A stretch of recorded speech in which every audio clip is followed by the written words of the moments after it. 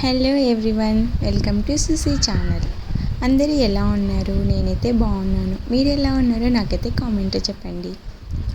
తపస్య రోజు స్కూల్ నుంచి రాగానే నాకు చింతకాయ చట్నీ కావాలని అడుగుతుంది. తనకైతే చాలా ఇష్టం.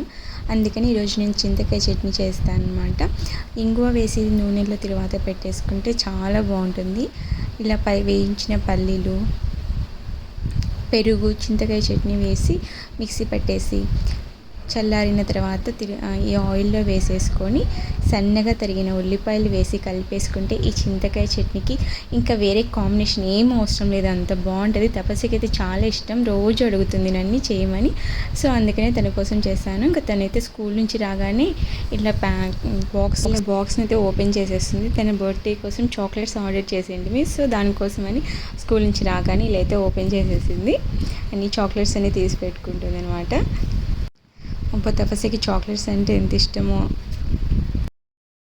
ఇంకా నేనైతే ఎగ్ కర్రీ ప్రిపేర్ చేద్దామని చెప్పేసి ఆన్లైన్లో చూసిన ఎగ్ కర్రీ ట్రై చేస్తున్నాను. ఇలా అన్ని ఎగ్స్ అన్ని గిన్నెలో పెట్టేసుకొని పసుపు, ఉప్పు, కారం అన్నీ వేసేసి ఉడకబెట్టేసుకున్నాను.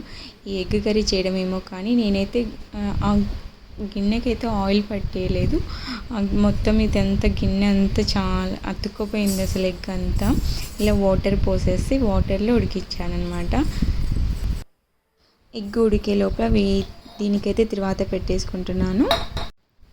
ఆయిల్ వేసేసి చెక్క, లవంగ, ఆనియన్, పచ్చిమిర్చి, పసుపు వేసి బాగా ఫ్రై అయిపోయాక ఉప్పు వేసుకున్నాను. అల్లం పేస్ట్ కూడా వేసి బాగా పచ్చివాసన పోయే వరకు వేయించుకొని కరివేపాకు కూడా వేసేసుకున్నాను. అండ్ టమాటా కూడా తరిగి వేసేసుకున్నాను.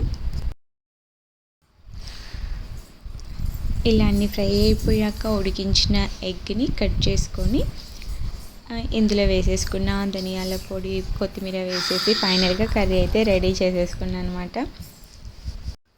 టేస్ట్ ఏమో కానీ ఈ ఎగ్ కర్రీ గిన్నెలు కడుక్కోవడం మాత్రం చాలా కష్టం అనమాట. అంత అతుక్కుపోయింది. నేనైతే ఆయిల్ వేసి తర్వాత ఎగ్స్ వేయాల్సింది.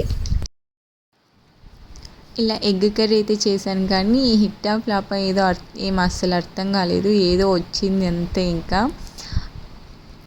టేస్ట్ పరంగా అయితే ఓకే, డిఫరెంట్గా బాగా అనిపించింది, ట్రై చేసుకోవచ్చు.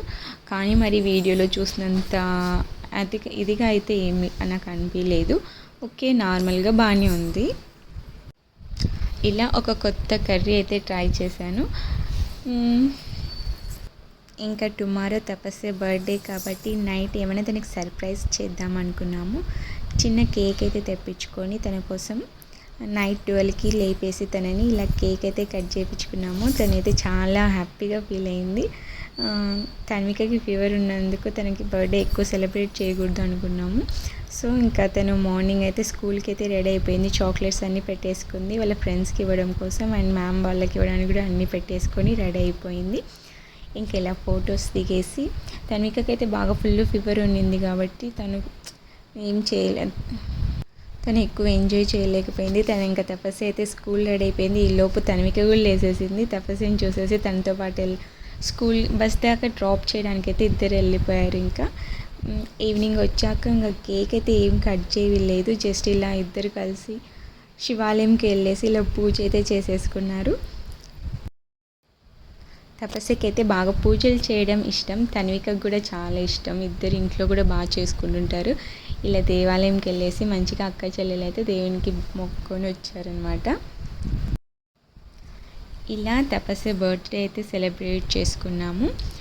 తను అయితే బాగా ఎంజాయ్ చేసింది. కేక్ కట్ చేయకుండా ఏం ఫీల్ అవ్వలేదు. అర్థం చేసుకుంది తనకి బాగాలేదు కదా ఎందుకులే అని చెప్పేసి. నా వీడియో మీకు నచ్చిందని అనుకుంటున్నాను. నచ్చితే ఒక లైక్ చేసేయండి. కొత్తగా మీరు కనుక నా ఛానల్ని చూస్తున్నట్టయితే ఛానల్ అయితే సబ్స్క్రైబ్ చేయడం మర్చిపోవద్దు. ఇంకా ఎంతమందికి చింతకాయ చట్నీతో అన్నం తినడం ఇష్టమో నాకైతే కామెంట్లో చెప్పండి. మాకైతే చాలా ఇష్టం. ఇదండి ఈనాటి మా వీడియో. ఇంతే. మీరైతే లైక్ చేయండి, షేర్ చేయండి, కామెంట్ చేయండి అండ్ సబ్స్క్రైబ్ చేయడం మర్చిపోవద్దు. Thank you. Bye bye.